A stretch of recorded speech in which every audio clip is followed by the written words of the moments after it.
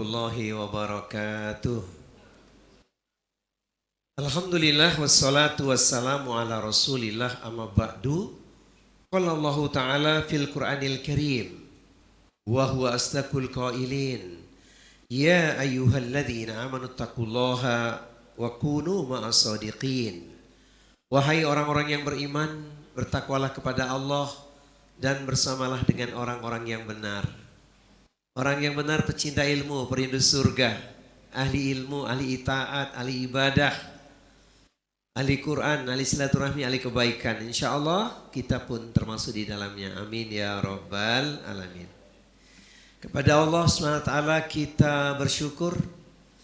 Kepada Nabi Muhammad kita bersolawat, mencintainya, mengamalkan tuntunannya Al-Quran dan As-Sunnah. Agar kita semua bahagia selama dunia akhirat. Amin Allahumma amin. Jamaah sekalian, Majlis Ta'lim At-Taqwa ABC yang dirahmati Allah SWT. Ada tema menarik hari ini. Kalau tak selesai pasti kita lanjutkan bagian yang kedua, yaitu bukan kekayaan yang merisaukan, namun kemiskinan yang menakutkan. Dari temanya saja sudah membuat bergetar hati ya. Tapi ini nilai khusus. Bukan kekayaan yang merisaukan, namun kemiskinan yang menakutkan. Jadi pilih mana? Pilih kaya atau miskin? Kita di sini mah nggak ada yang miskin nih, kaya semua ini.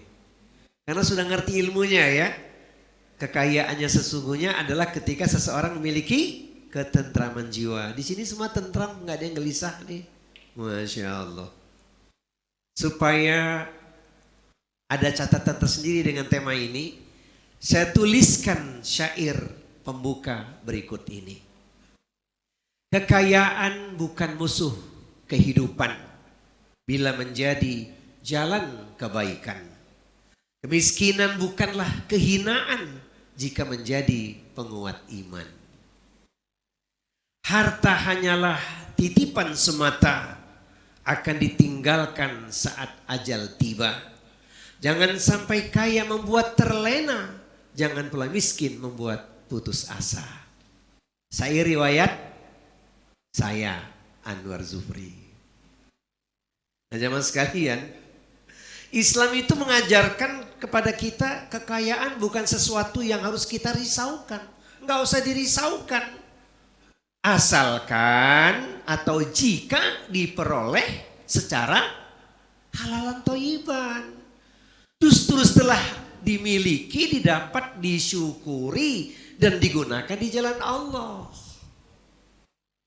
Bukankah ada ayat yang telah sering kita dengar, jangan sampai kita menzolimi diri sendiri, menjatuhkan diri sendiri ke dalam kebinasaan dengan harta yang Allah telah berikan kepada kita. Wa anfiqu fi sabilillahi wa la tulqu bi aidikum ila tahlukah wa ahsinu innallaha yuhibbul muhsinin. Dan infakkanlah sebagian hartamu di jalan Allah, dan jangan kau jatuhkan dirimu sendiri ke dalam kebinasaan dengan tanganmu sendiri. Itu harta engkau hambur-hamburkan, tidak kau gunakan di jalan yang benar. Berbuat baiklah. Sesungguhnya Allah mencintai orang-orang yang berbuat kebaikan. Jadi kekayaan tidak usah dirisaukan.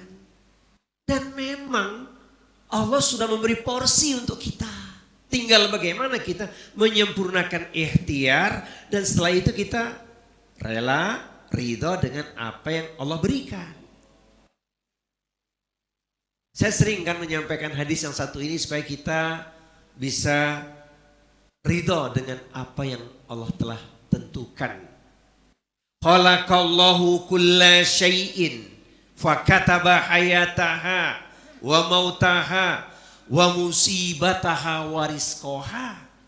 Bahwa segala sesuatu yang telah Allah ciptakan dituliskan 4 perkara: hidupnya, matinya, musibahnya, dan rizkinya. Ini saya tulis juga dengan syair nih supaya gampang diingatnya. Hidup sedang kita jalani, mati pada waktunya pasti akan terjadi. Musibah sudah datang silih berganti, seolah tiada henti, namun rizki ada setiap hari, bahkan sampai saat ini meskipun tidak disiapkan secangkir kopi. Sebab nggak ada secangkir kopi, sebabnya apa Pak DKM? Sebab hari ini padahal kalau disiapin kopi itu syairnya indah tuh. Memang nikmat secangkir kopi, apalagi ada sepotong roti. Sambung terus silaturahmi, panjang umur luas rizki. Tolong ulangi dong. Yang hafal tunjuk tangan, boleh pulang duluan. Ini teman-teman ya. Jadi nggak usah risau dengan kekayaan. Yang dirisaukan itu kalau didapat dengan cara jalan yang tidak benar. Ada ayatnya kan? Ya ayyuhan nasu kulu mimma fil ardi halalan thayyiban wala tatabi'u khutuwati syaiton innahu lakum aduwwun mubin. Wahai manusia, makanlah olehmu yang ada di muka bumi ini dengan baik, halalan thayyiban. Jangan ikuti langkah-langkah setan. Sesungguhnya setan adalah musuhmu yang nyata. Hari ini mohon maaf masih ada ngomong begini. Jangankan cari yang halal, yang haram pun. Kalau buat kita gimana tuh? Biarlah banyak hasal halal daripada banyak tapi haram. Biarlah sedikit penuh berkah daripada banyak musibah gitu. Nah jamaah sekalian, makna tema ini apa ya? Islam mengajarkan kepada kita tidak risau dengan kekayaan, tapi juga jangan takut kalau ternyata kita bukan menjadi orang kaya secara materi. Miskin karena semata-mata sedikit harta. Sedikit harta itu belum tentu menderita. Yang ditakutkan adalah kemiskinan yang dapat menyeret seseorang kepada rapuhnya keimanan. Lemah iman, hilang kehormatan, sulit beribadah. Bahkan membuka pintu maksiat apabila tidak disikapi dengan sabar dan tawakal. Jemaah sekalian, teman-teman ABC, pilih mana? Kaya, hati tak tenang. Miskin, hati tenang.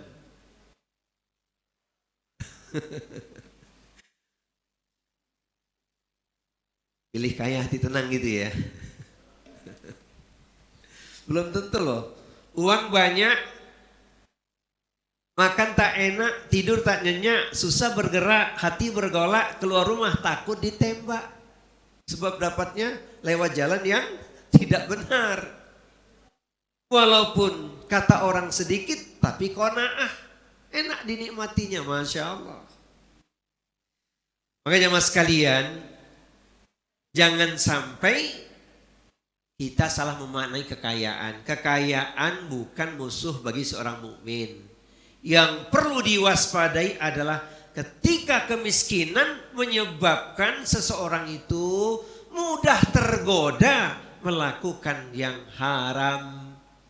Maka dia akan kehilangan harga diri, kemudian bergantung kepada manusia. Bahkan tidak sedikit karena kemiskinan menggadaikan akidah demi kebutuhan dunianya. Tapi sebaliknya ada orang kaya yang bertakwa justru menjadi kekuatan umat. Untuk apa? Menegakkan syiar Islam. Maka zakat, infak, sedekah, wakaf, dakwah, berbagai amal sosial bisa dilakukan dengan kekayaan. Dan memang ada satu athar hadis juga. Kita boleh iri pada dua golongan saja. Satu kepada orang yang berilmu kemudian mengamalkan ilmunya. Kita pengen seperti dia. Boleh. Atau yang kedua, melihat orang kaya yang dermawan. Kita berdoa kepada Allah, ya Allah aku pun pengen seperti dia, kaya, dermawan. Itulah yang dikatakan Rasulullah. Dikata Rasulullah apa? Kaya tapi bertakwa. La ba'sa bil ghina limanit taqallaha. Tidak mengapa menjadi orang kaya asalkan bertakwa. Tapi jamaah sekalian, sekali lagi ya, kaya dan miskin itu ujian. Wa nabluukum bisyarri wal khairi fitnah. Kami menguji kamu dengan keburukan dan kebaikan sebagai cobaan, dan hanya kepada kami kamu dikembalikan. Wa ilaina turja'un. Quran surat Al-Anbiya surat yang ke-29 ayatnya nomor 35. Jadi tema ini jamaah sekalian adalah cara kita mengambil manfaat melihat realitas kehidupan. Apapun yang sedang kita perjuangkan, apapun yang sedang kita hadapi, jangan kita gelisah menghadapi kenyataan. Nih, definisi kaya dalam Islam perlu kita ketahui ya. Definisi kaya dalam Islam itu apa? Laisal ghina an kathratil aradi walakinal ghina ghina nafsi. Kekayaan itu bukanlah karena banyaknya harta benda, tetapi kekayaan yang sebenarnya adalah kekayaan jiwa atau hati.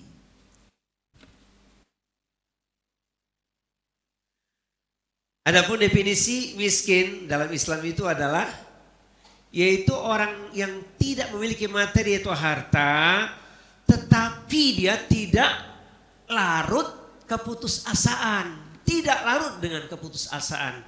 Karena yang paling menakutkan bukan miskin harta, tapi miskin iman, miskin amal. Nah, itu yang paling menakutkan.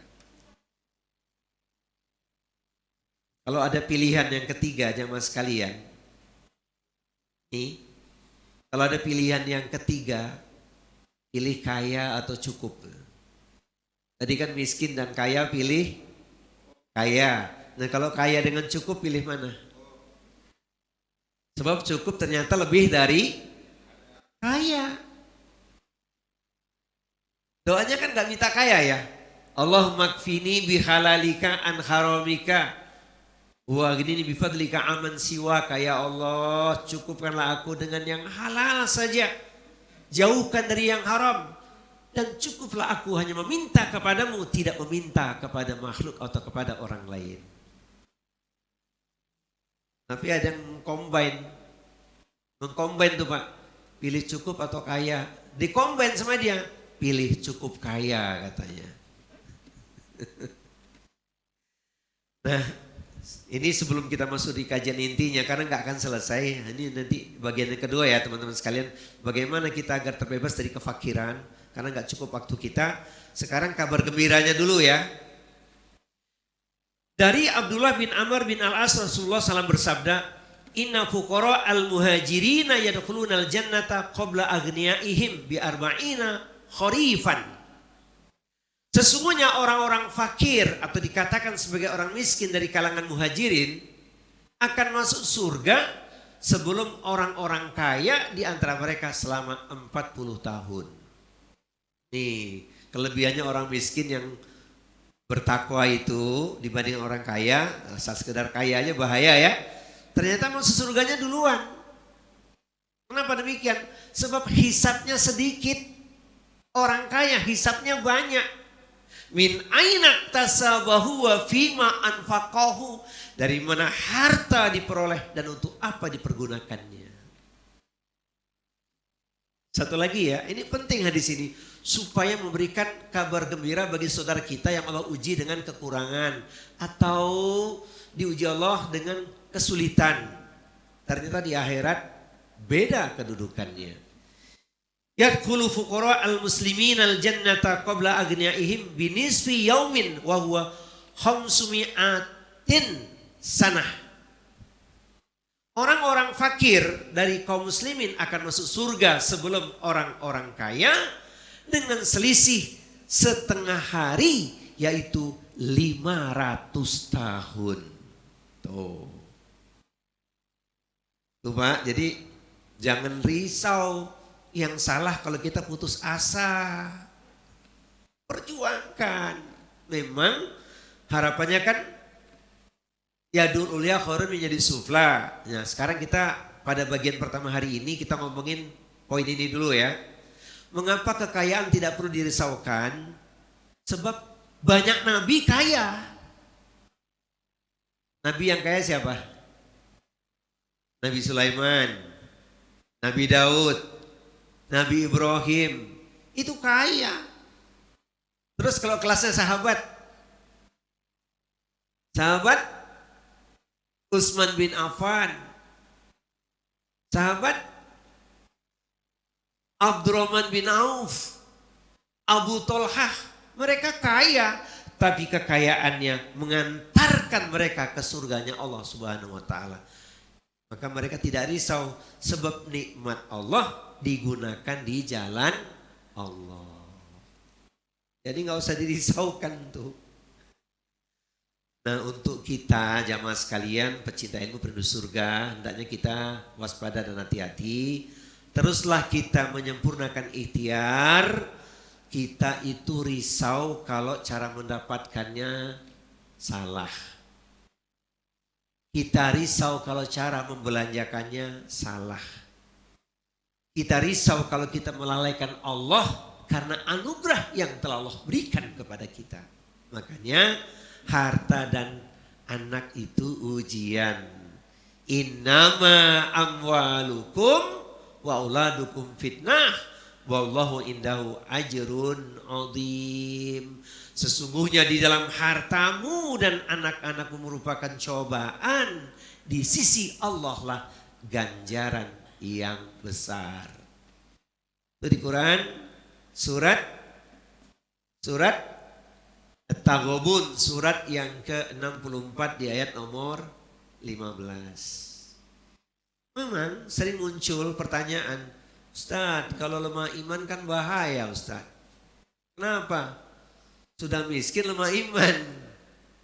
Tapi kalau dia kondisinya miskin kuat iman, menghadapi kehidupan ini dia tidak menjadikan persoalan. Oleh karena itu tidak salah kalau kita berdoa kepada Allah, Allahumma inni a'udzubika minal kufri wal fakri. Ya Allah, aku berlindung kepadamu dari kekafiran dan kemiskinan. Boleh. Kalau sampai miskin, menjadikan seseorang menghalalkan cara, itu juga nggak boleh. Halal, haram, hantam, mencuri, menipu, dan seterusnya. Jadi yang perlu diwaspadai jamaah sekalian adalah bagaimana kita mendapatkannya dan bagaimanakah kita membelanjakan di jalan Allah Subhanahu wa Ta'ala. Mudah-mudahan jamaah sekalian ya, ini kita masih separuh main ini, karena kunci untuk bebas dari kefakiran itu ada 10 poin, tidak mungkin kita kaji hari ini ya. Jadi kita jangan sampai terjebak lah, jangan sampai membuat miskin itu putus asa, kan gitu ya. Bukan harta yang membuat manusia binasa, namun hati yang lupa kepada yang maha kuasa. Bukan miskin yang menjadikan hina, tetapi putus asa yang meruntuhkan jiwa. Keren gak syairnya? Nah, ini maksudnya kita supaya optimis nih. Teruslah sempurnakan ikhtiar ya. Sempurnakan ikhtiar. Pergi pagi, pulang petang, penghasilan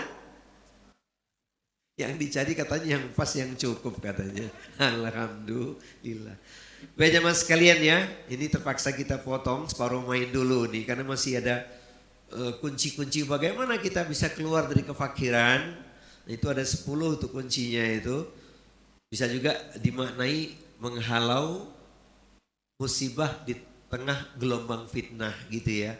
Jadi kita cukupkan bagian pertama sampai di sini dulu. Kita lanjut nanti di bagian yang kedua. Kan tema ini insya Allah menarik ya. Beri kabar gembira pada saudara kita yang sedang diuji oleh Allah dengan kekurangan yakinlah Allah itu tetap menyayangi. Kasih sayang Allah itu luas.